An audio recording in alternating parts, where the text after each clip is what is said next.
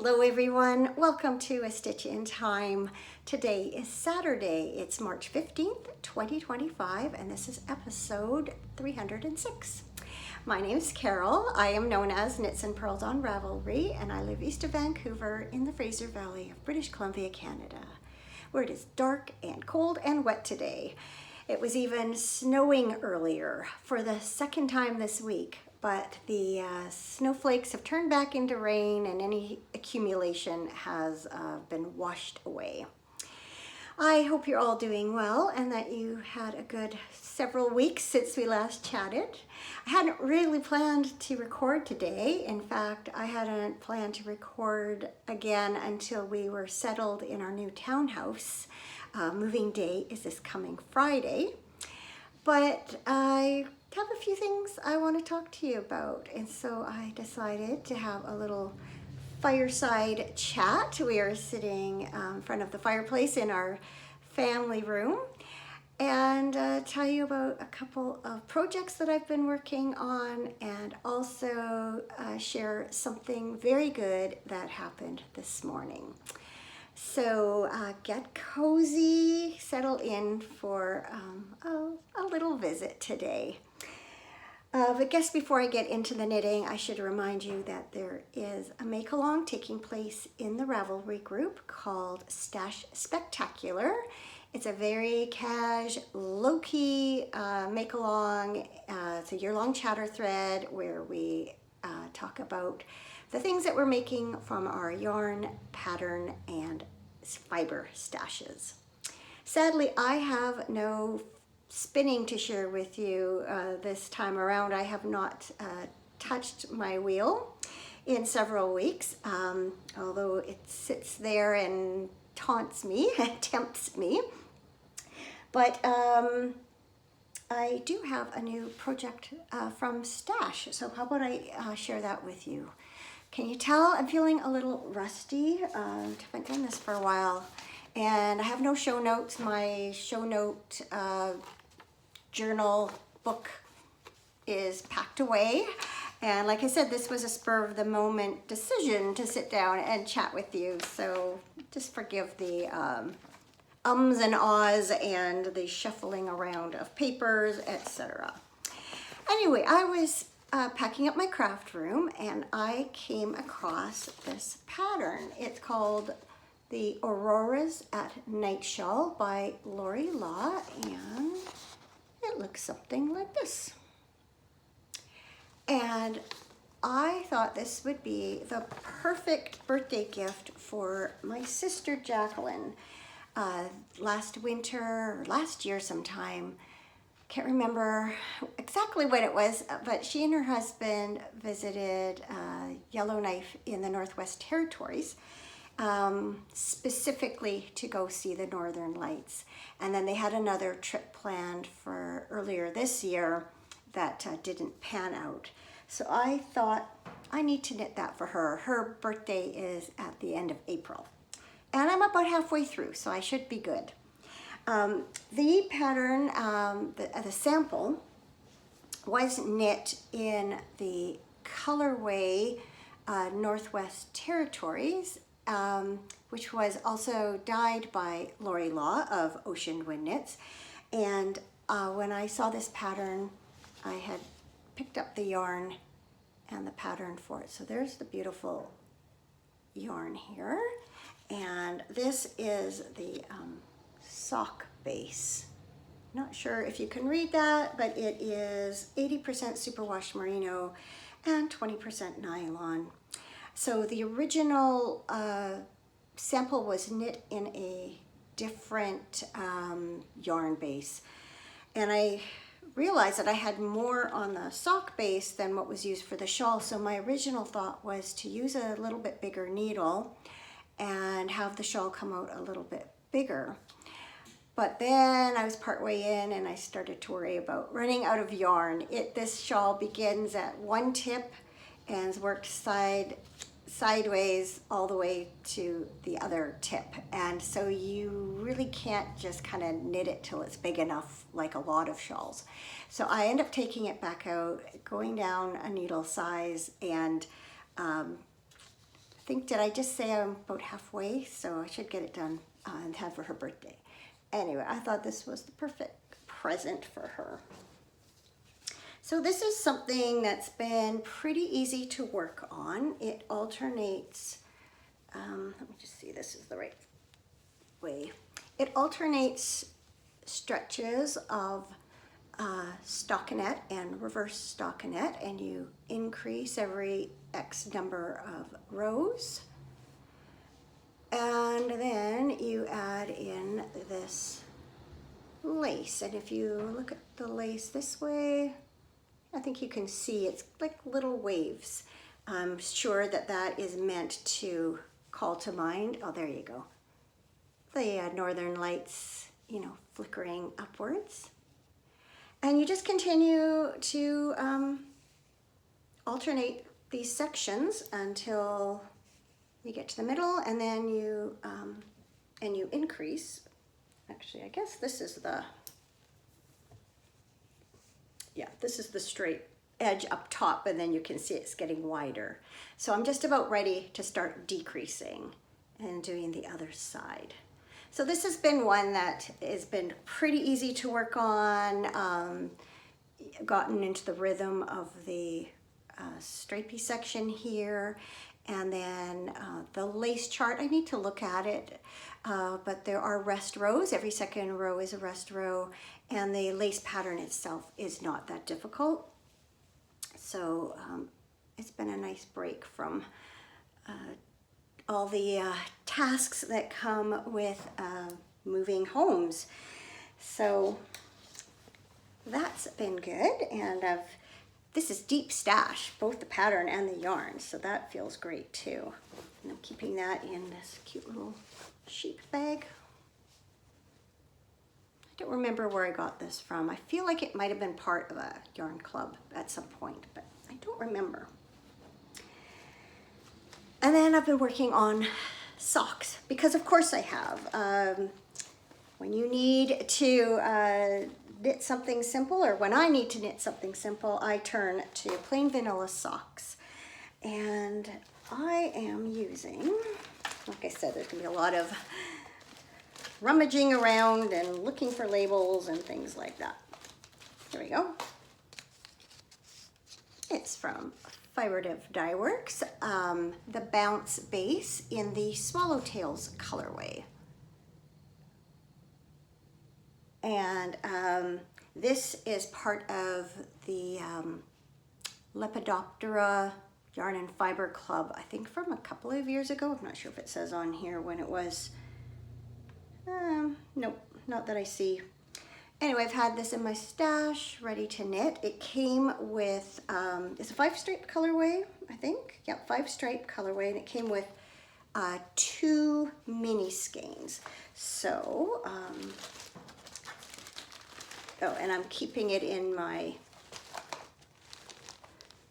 bag that I made because, of course, there are butterflies on it, so it seemed fitting. So it came with an orange mini skein and a green mini skein.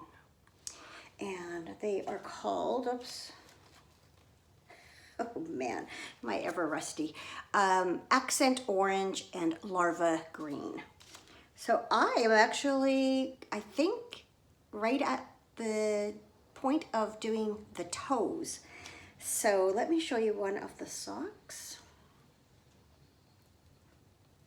They're in a big tangle here on my lap. So there's the colorway, all knit up.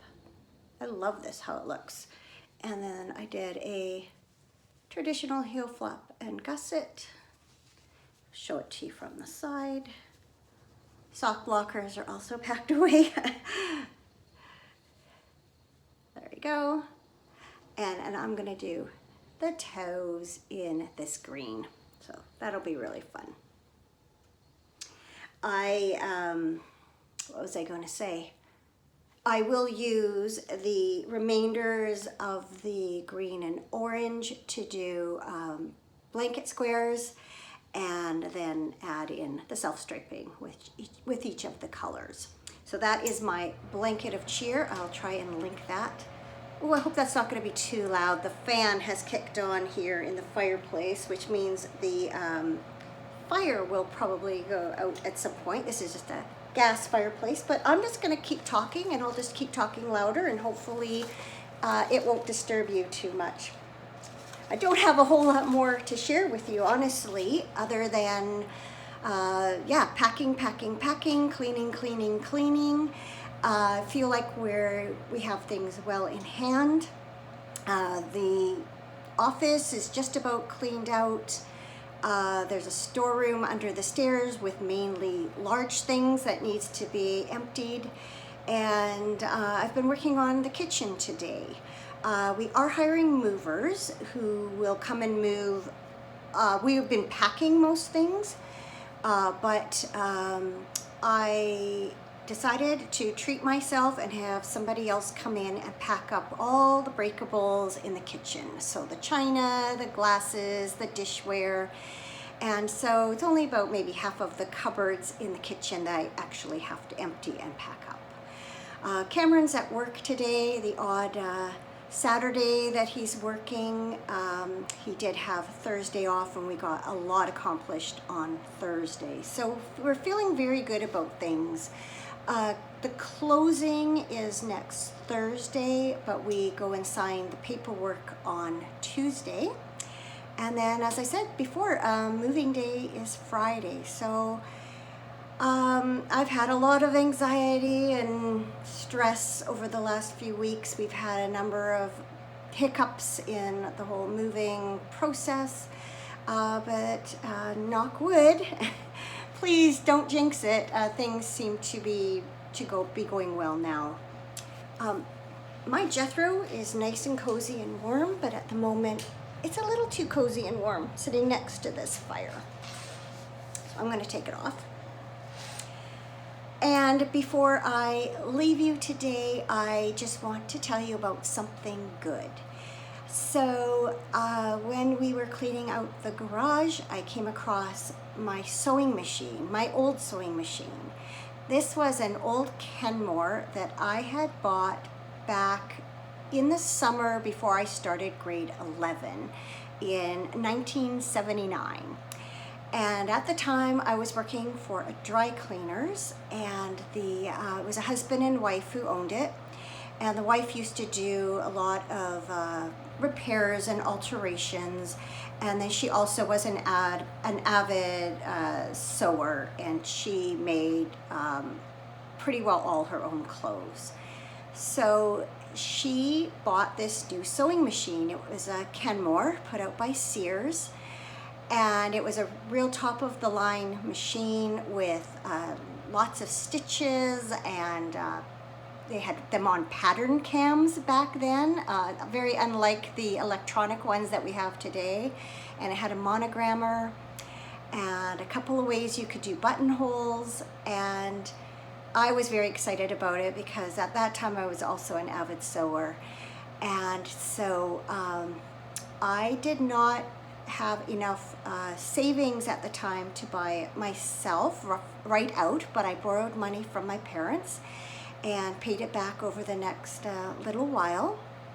And I used that sewing machine until 5 or 6 years ago when I could not find a walking foot for it. I had taken up quilting, and they just don't make a walking foot for this machine. And so I ended up putting it away and purchasing a new Janome sewing machine, which is what I use now.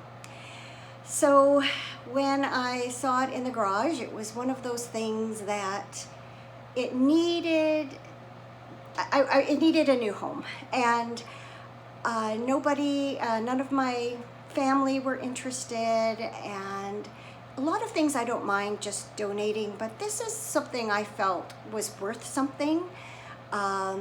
It's still in excellent shape, and back when I bought it, I looked up, I paid back in 1979 the equivalent of almost $2,000 for it. So for a part-time working full-time student, it was a lot of money. And so I decided to put it up on Facebook Marketplace, and along with several other items. I had never done Marketplace before, so that was a little bit of a learning curve, but it wasn't too bad, and successfully sold all of those items, but finishing up today with the sewing machine. And it's actually a woman who lives just south of the border in Washington State, and she drove up this morning, and she was such a lovely person to meet. She is a new sewer and she's so excited. I told her that this is the machine that I had sewn my wedding dress on, sewed lots of baby clothes, children's clothes, some wedding dresses for a couple of my sisters, bridesmaids dresses, lots of really special items. And that really appealed to her, to have that vibe that went along with it. She actually told me she's going to name her sewing machine after me. So I think that's very cool. And she was so sweet. She brought me a gift. So she made this little bag, and inside she put a travel sewing kit, which was so incredibly thoughtful. And this will be perfect for when Cameron retires and we start doing more traveling. So I just felt so good about all of it. It's going to go to a good home, to someone who's going to love it and use it as much as I did. And all those good vibes I'm sure will be carried on. So that really put a smile on my face today. All right, it's hot sitting here, it's noisy sitting here, and that's about all I have time for. It's time to go do some more packing. So wish me luck with moving day. It's gonna be a while before my craft room is going to be set up, because we have to replace the floors, all the upstairs floors right away when we move in. And then I have to purchase some new shelving and a new sewing table. But I will find some corner of the new place to record in just as soon as I can. And I just cannot wait to life getting back to normal and being able to spend more time doing all the crafty things I like to do. So take care, everyone. Thank you so much for watching. Thank you so much for all of your very good wishes through this new stage of our lives. And I hope you are doing well and enjoying your crafting. So stay safe, stay happy, and I hope to see you again very soon. Bye for now.